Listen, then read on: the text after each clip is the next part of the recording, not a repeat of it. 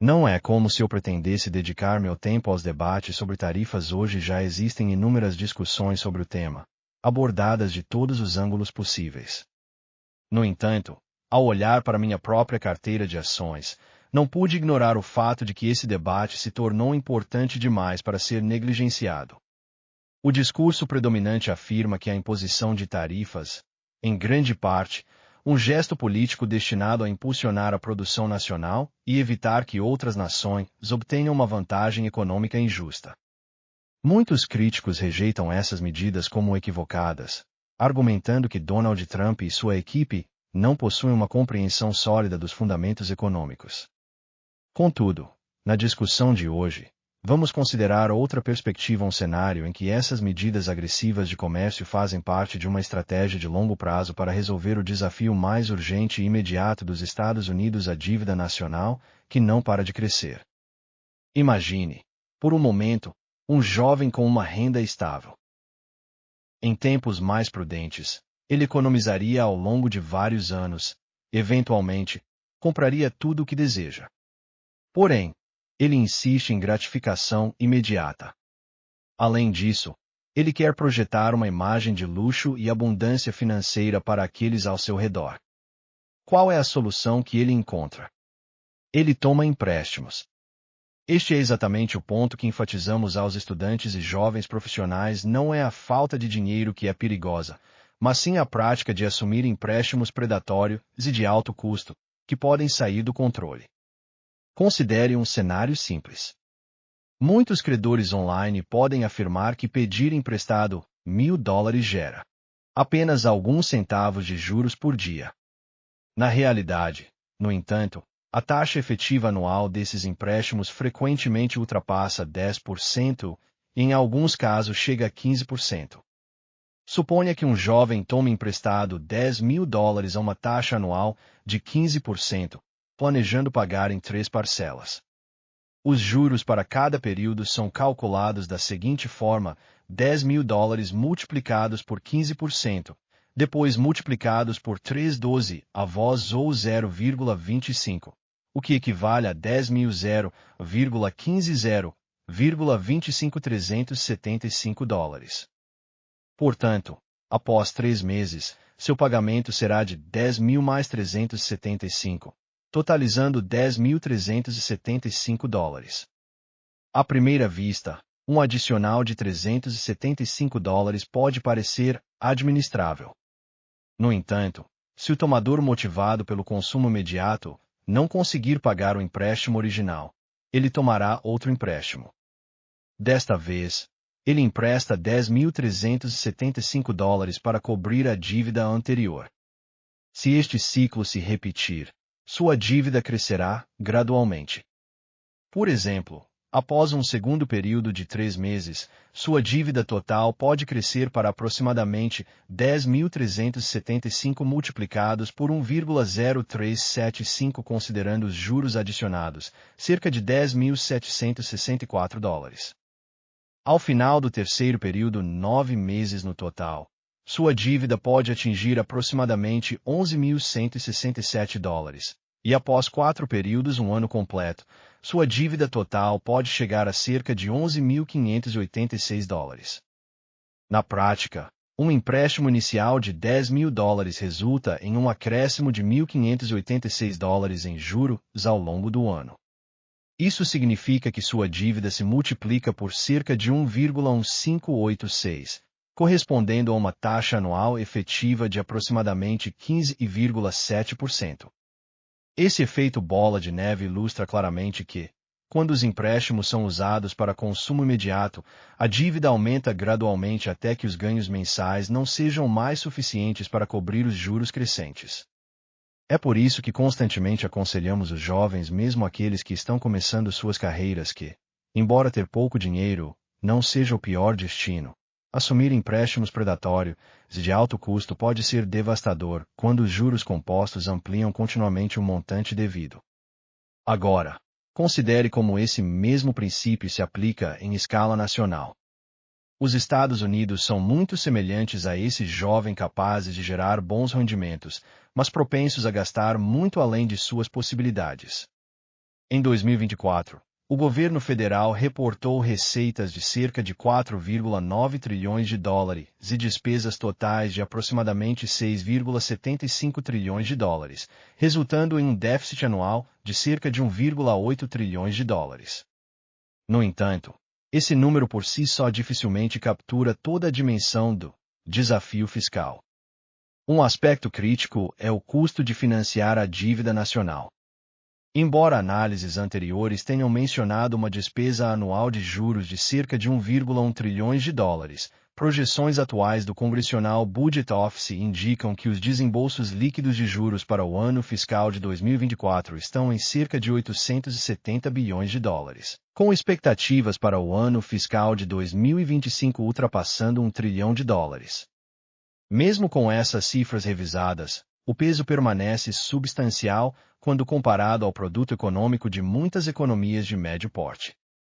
Se o país continuar tomando novos empréstimos exclusivamente para cobrir esses pagamentos de juros, é totalmente possível que, em algumas décadas, a receita anual seja insuficiente para cobrir até mesmo os encargos de juros, criando o cenário de um possível colapso fiscal.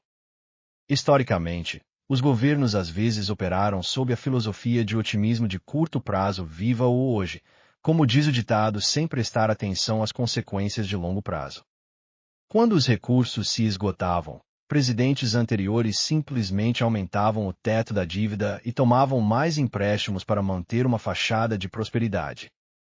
Muitos desses líderes, já avançados em idade, adiavam a realidade das crises futuras para as gerações seguintes.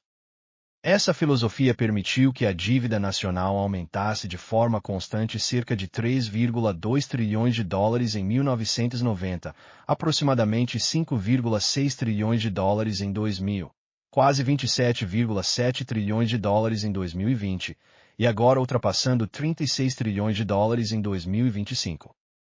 Para manter o status do dólar como a moeda de referência global, o relatório explica que os Estados Unidos precisam continuar exportando dólares, enquanto outros países, em nome da estabilidade do mercado, são obrigados a manter reservas significativas de dólares americanos. Essa dinâmica impulsiona uma crescente demanda global pela moeda, o que, por sua vez, pode levar à sua sobrevalorização.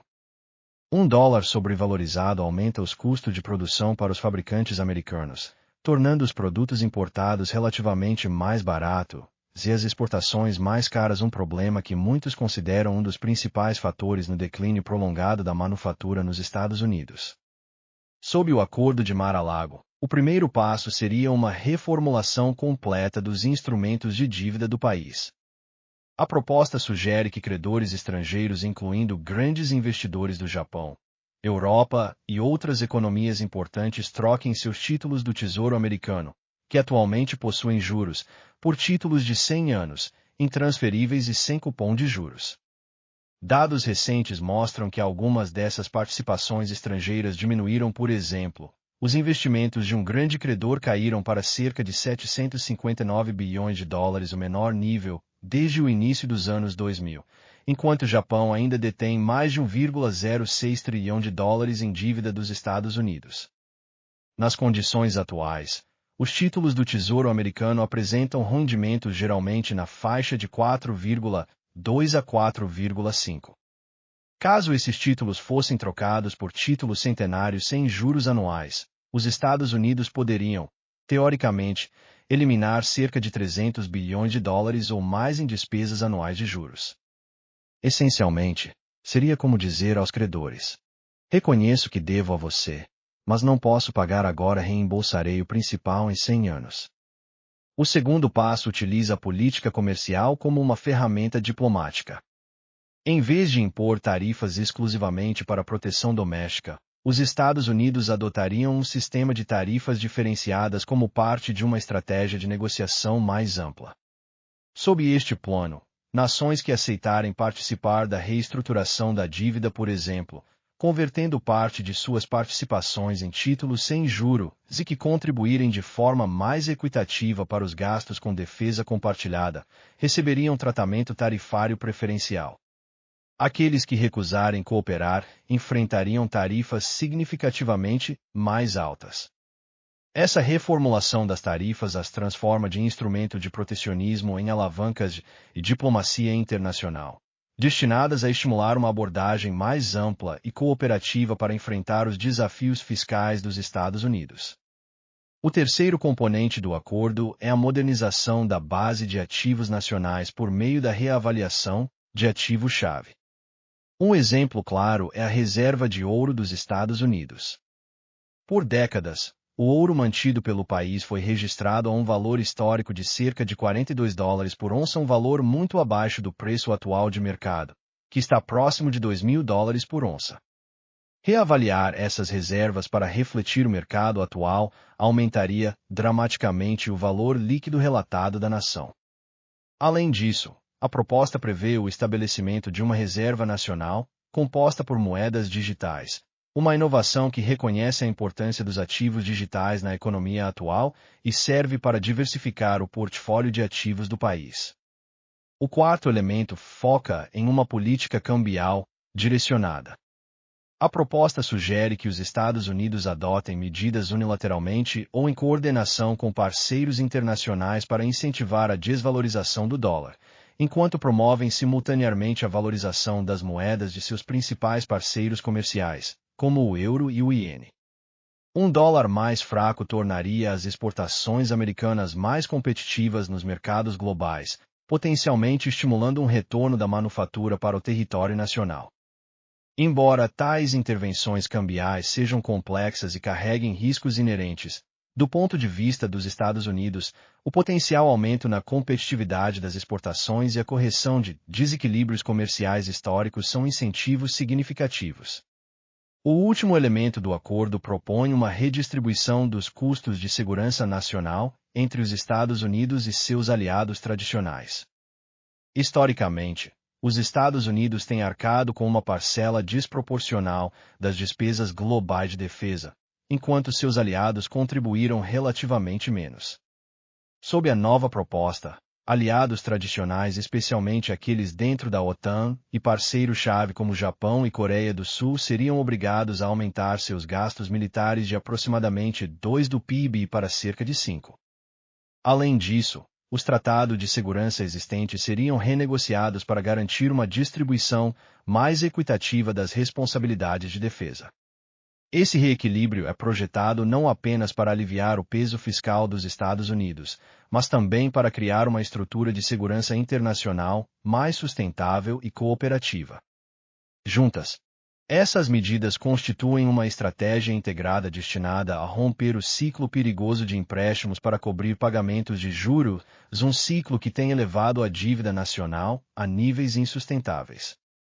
Críticos de medidas fiscais agressivas há muito argumentam que políticas tarifárias drásticas e reestruturações repentinas de dívidas podem desencadear consequências indesejadas, como preços domésticos mais altos, cadeias de suprimentos interrompidas e ações retaliatórias internacionais. Numerosos estudos, incluindo os do Instituto Peterson de Economia Internacional e análises de grandes veículos financeiros, documentaram que medidas tarifárias anteriores geralmente aumentam os custos de produção e reduzem a competitividade. Perspectivas tradicionais favorecem reformas graduais e medidas cautelosas que evitem desestabilizar sistemas financeiros. No entanto, os defensores do acordo argumentam que a magnitude dos desequilíbrios fiscais atuais deixa pouca escolha além de adotar medidas ousadas e transformadoras, sustentando que reformas incrementais têm apenas adiado uma crise inevitável em vez de abordar os problemas subjacentes. Em conclusão, o Acordo de Mar-a-Lago, com suas propostas para reestruturar a dívida por meio de uma troca por títulos centenários sem cupom, utilizar tarifas diferenciadas como ferramentas diplomáticas, reavaliar ativos nacionais, implementar medidas cambiais direcionadas e redistribuir os gastos com defesa entre aliados, oferece uma visão provocativa e integrada para enfrentar os profundos desafios fiscais dos Estados Unidos.